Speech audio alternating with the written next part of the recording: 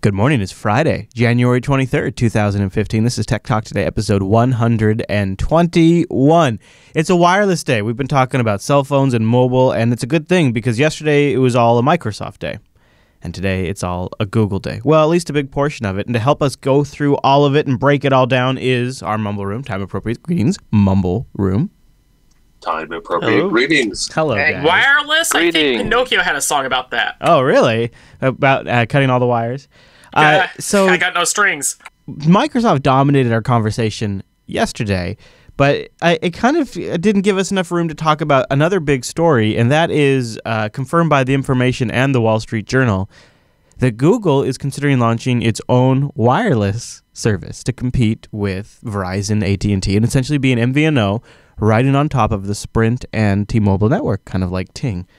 And we don't know a lot about pricing. We don't know a lot about that kind of stuff right now because it's all super early days, really new information, but it's called Project Nova. And the way the Wall Street Journal writes about it, it makes it sound like it's a done deal. One thing that's kind of interesting, this is something the Wall Street Journal dug up, and their reporting focused more on the Sprint side of things. They said that the MVNO agreement with Google went all the way up to Sprint and SoftBank CEOs. Apparently, Sprint was worried it would be letting a rival into the gates by dealing with Google. So they came up with a clause that limited the customer base that Google could have on top of Sprint's network. So I think this is happening. Yeah, the thing is, the more competition we bring into the industry, I can say just the better. Right. Yeah. In fact, I was curious to see how Ting would respond to this because obviously this is their area, and you got to figure Google would probably go somewhere similar. At least you would hope Google will go something similar to what Ting does, where you pay for what you use and things like that, and you just no contract would be really great. So I thought, okay, well, how does Ting feel about this? And they wrote up on their blog. They said, "Welcome Google. The water's fine." They say that they welcome Google to the fray. There's more than enough disenfranchised customers from the major carriers to go around, which seems pretty accurate. Yeah, that's like ring a bell, And they basically point out, we've been doing this for 3 years, so we're ready to compete. And they also think it brings more legitimacy to the MVNO as legitimate alternatives to the major carriers. They say what MVNOs really mean is more choice for customers and not being beholden to the major carrier plans. And so they think Google's entry into this market just adds more legitimacy, and they say they sincerely hope to help dispel the myths around MVNOs. The more competition there is, and the more people going MVNO, the better it's going to get, because that's where the future of the cell phone industry lies, in my opinion. Well, what does this mean for the type of phones that would be offered on the Google wireless service? Would it be Play editions? Would there be a subsidy rate, or would there not be? And what would that would it only be like the Nexus devices? Would it be any phone you want? How would the Google do this? What would customer service look like from Google for a wireless carrier? There's a lot of questions I have. Yeah, there's great questions. Time will tell. Let's start, though, with the big one. The big elephant in the room. I'm surprised nobody has said it yet. What about the privacy aspect of this? Frickin' Google. And, by the way, according to The Information, the guy that's heading up this initiative inside Google is the guy that runs AdWords. Oh, lots of privacy implications going on here now. Yeah. I mean, so, they want to get into the ISP business. They want to get into that area. This is a big. I mean, this could, like, if net neutrality starts to become an issue and blocks access to services like Google Play and YouTube, they would have this as sort of their backup plan. Well, you can go to Google Wireless and we don't charge you for any of that stuff. I don't know. Could Google resist making things like YouTube and Google Drive free and not count against your bandwidth when they would count other things against your bandwidth potentially? I think those are all also big questions. Well, let's look at it this way also. Google's primary source of revenue is advertising, Ads, right? So that's really what's going to drive this home, is that there's going to be probably more advertising going on your phone, I would think. That's just a speculation on my part, I suppose. Imacon in the chat room says he'd switch over to Google Wireless if the Play music streaming was free. There you go. Yeah, That's all it takes. That's all it takes. There you go. I find it to be pretty creepy. I'm getting to the point where it's, Google wants your DNS. They want to be your ISP. They want your emails. They want your voice messages. They want your status updates. They want to do your firstborn wireless. child. It's getting pretty invasive. Yeah, they pretty much just want all the data they can about you because they want to know how to better advertise to you, so they can sell that advertising to other to corporations, so that those corporations know my ad's going to be targeted to these people because this is where. This is the type of person my ad is targeted towards, and Google's going to deliver that. Yeah, getting much more location specific is hugely valuable for advertising. Huge. Well, especially since there's local advertisements that Google doesn't exactly really do. Yeah. So there's a huge market in that. They're still going to be as creepy as Verizon, who has those persistent cookies that you cannot get rid of. Right. So it's like... Right. They may even be better, for all we know. They may even be better. I guess though, where my creepy threshold starts to get set off a little bit is when it is sort of all in like this. Like, what would they be recording everything? That's the kind of things I have to wonder, because they do record all the Hangout calls right now. So it would make me wonder if they'd record cell phone calls. It'd definitely be one of those things where before I signed up, I'd be going over the contract. Well, it wouldn't be a contract, but I'd be going over the agreement and everything with a fine-tooth comb, just looking through it, seeing what it says. So Sprint executives are betting that the boost from an influx of new Google customers outweighs the risk that the internet search giant will learn too much about the ins and outs of the wireless business. So that's something Sprint's worried about. But I come at this from another angle. I wish it was more ambitious. I wish it had greater vision. If you read the Steve Jobs biography, you'll see that before they rolled out the iPhone, when all of the wireless carriers kept telling him no, because what do you mean we can't install our stuff on there? What do you mean we can't brand it? What do you mean we can't theme it? No, go screw yourself. Verizon kicked them out, right? They all kicked them out except for Singular Wireless. Singular Wireless was the one company that was like, all right, yeah, we'll play ball, Steve. We'll play ball. We'll do this for you. And now look where they're at, right? Now they're AT&T.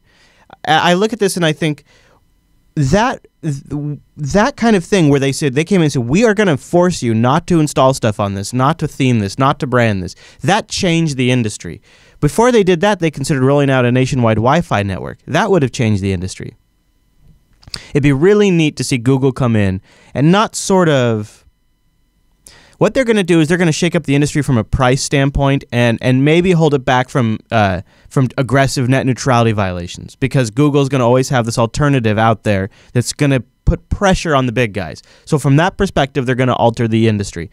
Wouldn't it have been neat, though, if they could have really come in with something that really just knocked the whole system on its ass, that just really just reset wireless and said, yeah, you got to have this special Google wireless spectrum, but Google's got deep pockets and they're crazy like a fox and they're rolling it out consistently, and it would be a whole new system that was not riding on top of the established crappy telcos at all.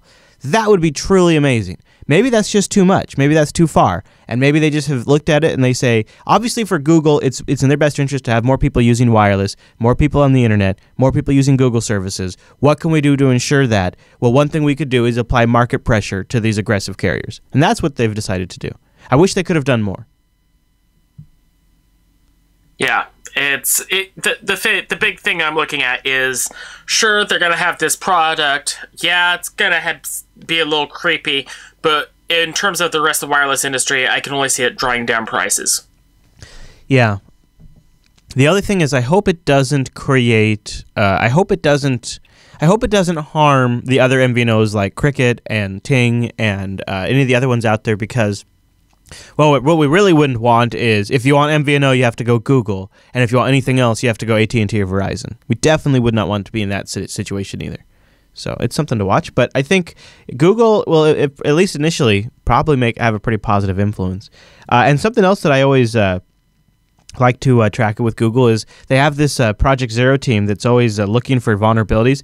Recently, they've been giving Microsoft a hard time. Well, today, actually, over the last 3 days, I think, each day they've released a zero-day vulnerability for OS X. Now, they're not as critical as the Microsoft ones, but they're pretty bad nonetheless, especially if you chain them together. So Ars Technica has a write-up at it, and it looks like the first vulnerability, the one involving the Network D, is Effective Audit Token XPC. This is something that may have been migrated in OS X Yosemite, but if you're in Yosemite otherwise, you're safe from this first vulnerability that's been disclosed. If you've migrated your install, you're vulnerable, though. Interesting, though, that Google's really going through everybody's work, and they've released 3 from Project Zero for OS X this week. Look at Google Go. And one follow-up from our coverage from Windows 10 yesterday. We talked a lot about Windows 10. One thing we left out of the conversation was the conversation around RT. RT is getting boned in the Windows 10 transition. And I guess it's not too surprising. Not a lot from Microsoft around RT these days. But they will not be releasing Windows 10 for any of the RT devices. And if you're on the Pro Intel versions of the current RT tablet, you will get Windows 10. This is not too much of a shocker because they're trying to kill Windows RT anyways because it was such a huge flop. So the non-RT versions of the tablets will get updates, so the non-RTs with the Intel chips, but the RT ones, no Windows 10 for you. I don't think they even sell Windows RT to manufacturers anymore. I think they're pretty much trying to kill it. No RT for you. No RT for you. So it's the me of tablets then. Oh, pretty much. Ouch. Yeah. Ouch. Nice comparison. Let's see. In fact, a week before Microsoft's big Windows 10 reveal on January 21st, the company released firmware updates for all three models of its Intel-powered Surface Pro series tablets. But neither of the ARM-based Surface tablets or the Surface 2, or the Surface RT received any updates this month. Womp womp. Womp womp. Thanks, Microsoft. Yeah. That's always the problem with Microsoft. Right, I'm going to go put that RT tablet next to my Zune player then. Yeah, there we go. Another piece of failware right there. A great write-up this week on a blog about Plasma 5.2 called The Quintessential Breakdown. And if you've been a follower of the new Plasma 5 desktop but haven't installed it yet but been sort of following it from the outside, this is a great 10-page write-up you can go read. And it got me to reinstall it. I downloaded Kubuntu 15.04 Alpha 2 yesterday and reinstalled. And I've been checking out the new Plasma 5.2 desktop. So what do you think, Eric? You've been playing around with Plasma 5 recently. What are your thoughts so far? I've been playing around with it, yes, and it's definitely 5.2. I had been running the beta of 5.2, and it's definitely more solid than 5.1. Still a few bugs to work out, but probably 5.2, that since it officially released yesterday, we'll see much more in those terms. But as far as I am concerned, it still is missing a few things. Like, for instance, because my laptop doesn't have a numlock or caps lock indicator, I still use that widget from Plasma 4. Well, I can't use it in Plasma 5. So that's one issue that's kind of a paper cut that I've been dealing with. But other than that, just seems really stylish. I like where they're going with this. I mean, we've talked to Andrew Lake of the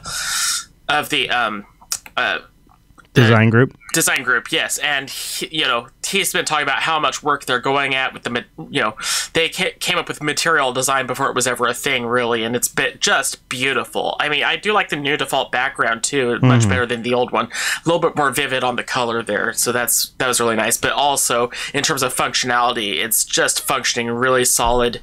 I can't give it too many thumbs down at this point. I've had a couple of crashes when managing widgets. Like, for some reason, that seems to be causing it to crash. But then it bounces back pretty fast. And also, they've removed, like, the old XDG notification icon support for old X apps. And yeah, they have. Yeah, if you have an app that uses the really old X notification system tray icon methodology, it doesn't work in the new KDE Plasma desktop. So the only thing that's impacted me so far has been Dropbox. Well, also KeyPass has been impacting me on that front, so that's been kind of an issue.